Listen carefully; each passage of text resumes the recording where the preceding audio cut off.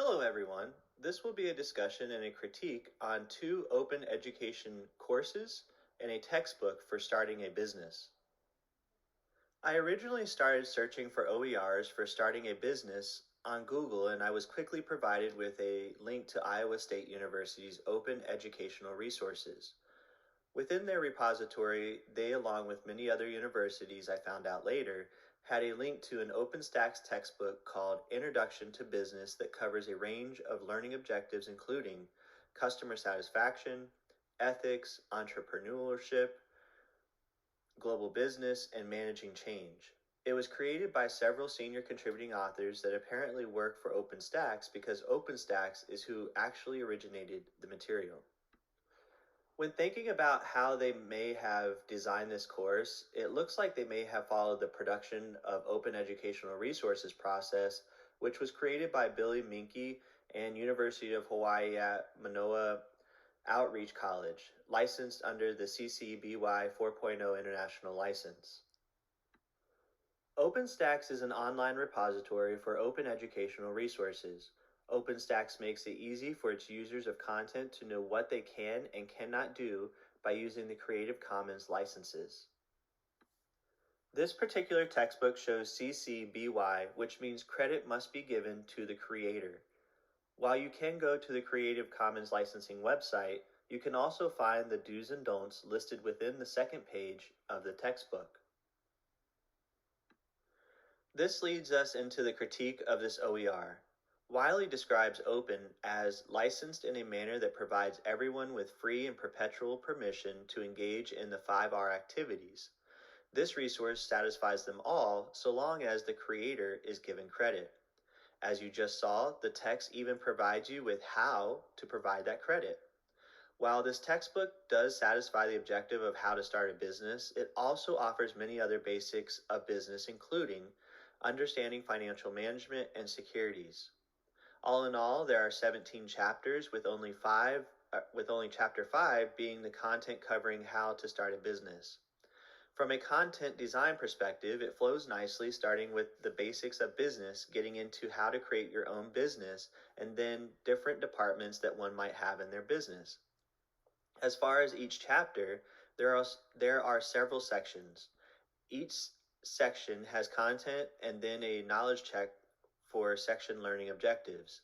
At the end of the chapter, there is a significant summary with an activity and case study for the student to apply their knowledge of the objectives. For a textbook, it is relatively up to date with photos of people who have started their own businesses, like Ashton Kutcher and Elon Musk. The quality of development is much better than many textbooks I have had the pleasure of using lately.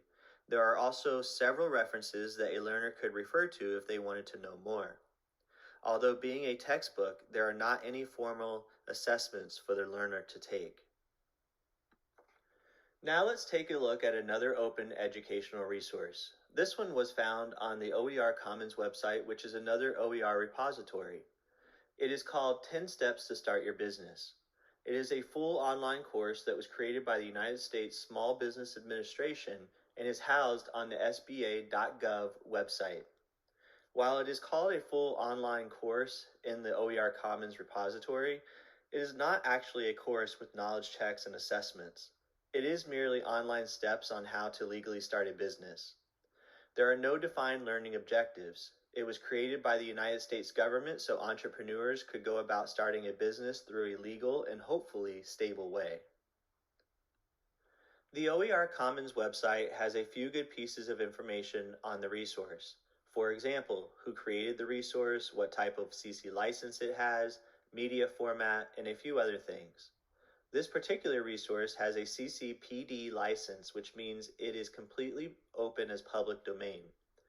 STEM says, the term public domain refers to creative materials that are not protected by intellectual property laws such as copyright, trademark, or patent laws. The public owns these works, not an individual author or artist. Anyone can use a public domain work without obtaining permission, but no one can ever own it. In other words, this means you are free to revise, remix, reuse, and redistribute the content provided in the resource. You cannot own it, from a retained perspective, but you can make and control a copy.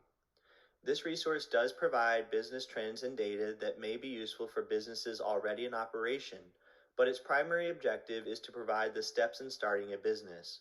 Its disadvantage is the instructional design of the course. From an instructional design standpoint, it does not follow a process like Gagne's 9 events of instruction. It does not have objectives, practice, recall, assessments, etc. From a visual appealing standpoint, it does not have any photos to help encourage or motivate a learner to keep going. It does, however, have several links to other resources to learn more on certain topics. Lastly, I'm going to discuss the Small Business Management full online course found on the Skills Commons OER repository. This course has several learning objectives that start with the basics of being an entrepreneur to developing a business plan and discussing management techniques. This course was created by the Lynn Benton Virtual College to focus on the entrepreneurial phases associated with startup and management of small business. The Skills Commons OER repository works much like that of the OER Commons repository in that it provides several pieces of information including originator of the product and CC licensing information. This particular course uses a CC BY license, meaning that you can freely use the 5 R's, but you must provide credit to the creator. In this case, Lynn Benton Virtual College. This leads into the critique of this open course. On the Skills Commons OER site, you can download the complete curriculum, including syllabus, assessments, and evaluations.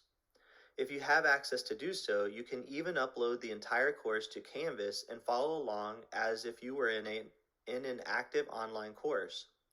A major disadvantage I noticed right away is that the textbook for the course was not easily accessible and looks as though you may have to buy it because the link is broken. This makes the course, quite frankly, non-usable because of how it was designed to reference the textbook several times throughout.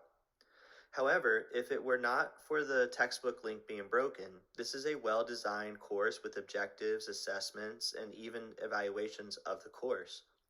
Another strength is that you even get the instructor notes. If you were learning on your own, it would be important to know what the instructors felt was the most important takeaways of the course. The quality of the course looks to be excellent in that you can either download the material directly from the Skills Commons OER repository, or you can upload the entire course in a more organized format to Canvas. How do they compare? Well, from a 5 R's perspective, the Introduction to Business textbook and the Small Business Management course have the same CC license where the creator must be credited.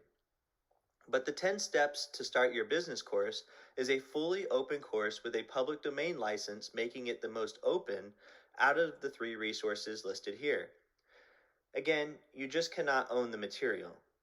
From a usability standpoint, the Small Business Management course has the most technical usability with a nice feature of being able to download the course into a Canvas setting. The least amount of usability would be the 10 Steps to Start Your Business, as it is not easily downloadable given the embedded links to other content and the website format. From a design perspective, the textbook takes the win with a better learning workflow that follows much of Gagne's 9 events of instruction. The least amount of design comes from the government resource 10 Steps to Start Your Business. Lastly, the textbook has the most completeness when it comes to these 3 resources and is fairly regularly updated. Due to the textbook missing in the Small Business Management course, that course is not usable at this time and would not be an effective resource. Now, if I were in the process of trying to start a business, it would depend on how much I would want to know as far as what resource I would refer to most.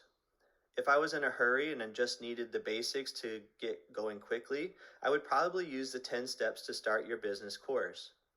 If I wanted to be armed with the best opportunity to succeed with my own small business, I would probably read the Introduction to Business textbook from OpenStax.